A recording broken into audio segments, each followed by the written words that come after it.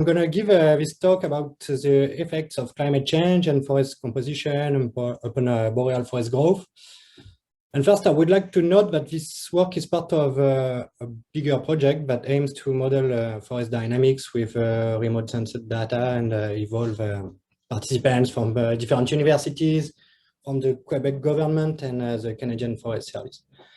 So now, as an introduction, I think you are all well aware that forest ecosystems are ongoing deep and complex changes. And among these changes, there is an increase in stand replacing disturbances such as fire and clear cut. And as a result, young regenerating forests play an increasing and critical role in various issues, such as reaching a balance in the global carbon dynamics and maintaining forest ecosystem services. So these young regenerating forests generally show higher growth rates compared to more mature or old growth forests. But there are still many uncertainties about how future changes in temperature and moisture may impact the regeneration and growth of such young forests. So in this context, the recent progress in remote sensing and all its related data provides an excellent opportunity to study the dynamics of these young forests. So here I'm going to present a model of post-logging growth in forest height that we are developing for the boreal forest of Quebec. And we are very lucky in Quebec because for the whole territory, we have reliable fine-scale data that document the year of the last forest clear cuts and which data set go back to the 50s. And more recently, the government has also released an airborne LiDAR inventory of the whole territory. So such products are today very common, but in a few words, LiDAR is a laser scanning from the air, and the raw data can be used to measure the three-dimensional structure of forest from the air. And the products that we are using are 1 meter resolution rasters of canopy 8, which thus document the height of the dominant trees in the canopy. So the first step was to create a data set of virtual plots for which we knew the time since the last clear cut, or in other words, the age of the stand. And we had a few selection criteria, but most importantly, the plots must be at least 40 meters within harvested polygon in order to avoid some border effects. And second, the plots must be at least 250 meters apart to avoid some spatial autocorrelation. So with these criterions, we were able to retain 170,000 virtual plots in the boreal forest zone to the north. And additionally, we also sampled 70,000 plots in the south, in the temperate zone. But we were sure that the forests were dominated by boreal species. And the idea here is to incorporate in our model some boreal forest patches that are actually growing in warmer conditions and climate conditions that may likely be the climate conditions in the boreal zone in the future. So now the second step was to document the forest height of all of those virtual plots with canopy 8 model rasters. And we used a kind of frequently used method, which is to take the 95 percentile of all pixels, 1 meter pixels that are more than 1 meter in height. And the idea of removing low height pixels is to remove the signal from herbaceous or shrubby ground vegetation that can reach 1 meter in height. So we also used a set of field plots for which the height of dominant and codominant trees were measured in the field the same year of the LiDAR acquisition. And the comparison show that our P95 LiDAR measure is very well correlated with the mean height of trees measured on the field.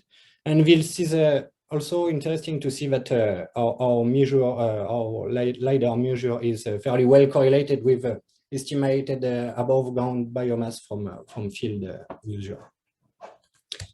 So at this point, we had the data set with the response variable being the forest height and the main explanatory variable being forest age and our time since last clear cut. So we wanted to add other variables that could influence forest growth. And we first added 4 topographical variables that are elevation, slope, topographic wetness index, and 5 class of surface deposits. Then we also added 2 climate variables that are the mean annual temperature and summer climate moisture index. And the climate moisture index is simply the June to August total precipitations minus the potential evapotranspiration. So it's like a water budget for the summer period. And it is also important to precise that these variables have been calculated for each plot separately as the mean of those variables between the year of logging and the year of LiDAR acquisition. And we tested other temperature and moisture variables that had very similar effects and performance within the model. So we retained these 2 because they were lowly correlated, and this may help to better separate the effects of temperature and moisture in our model. So last variable, but very important, that we add is an estimation of forest composition. And the source of this data is a 30-meter raster that estimates the current proportion of broad-leaved trees compared to coniferous trees. And this product has been produced by the Canadian Forest Service, and it is based on very reliable models that use the Landsat images and more than 10,000 of field plots. So finally, we used this data set that contains more than 240,000 virtual plots to train a random forest regression model in which forest height is a function of all explanatory variables. And I won't waste too much time to explain the random forest models, since it's nowadays widely used in ecology. But to be short, this is a deep learning algorithm that is generally very efficient in modeling non-linear ecological data with complex interaction. And this is well illustrated by our validation analysis. So we kept a random sampling of 20% of our initial data set that has not been used to train the model, which correspond to almost 50,000 observations. And we then compared the observed and predicted forest height with those data that the model had never seen.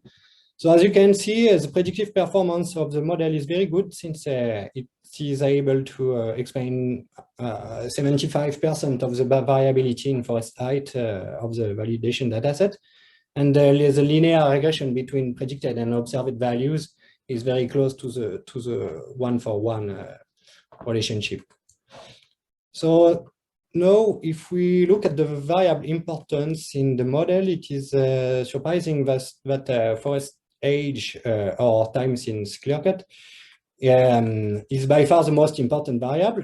But you can also see that the climate and composition variables have an important impact on forest height.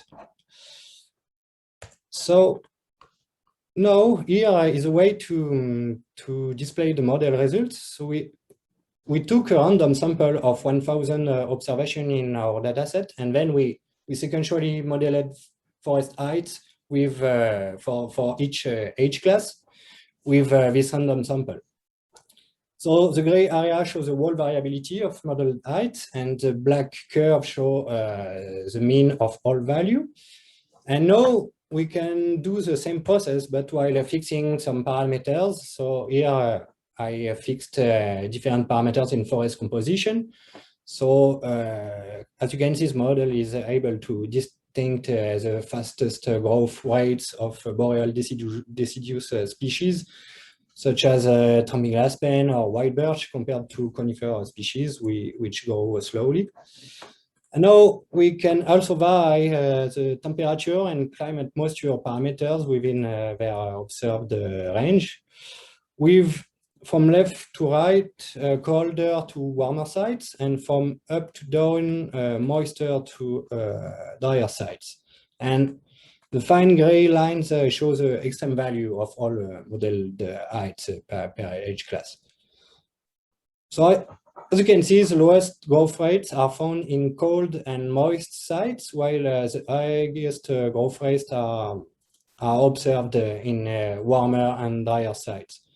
And I guess the positive effects of temperature will not surprise anyone, but the negative effect of climate moisture may seem rather counterintuitive. But however, similar negative effects of moisture have been found with tree rings data in boreal forest of eastern Canada and Eurasia. And among the possible explanations is the idea that these eastern Canadian forests are globally not limited by summer climate moisture compared to western Canada or part of Eurasia, for example. This is because even in the driest sites, the water which accumulates as snow during the winter and which melt during the spring can ensure, may ensure a good soil moisture for most of the growing season.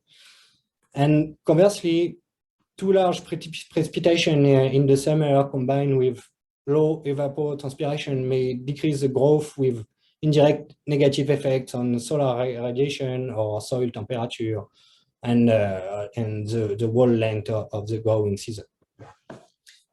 So I won't spend more time with those results, which are preliminary, but I'll just add that the next step of this work is to simulate the potential post-disturbance growth for the whole study area with projected climate change. And if you are interested in such results, I invite you to stay in touch. And thanks for your attention.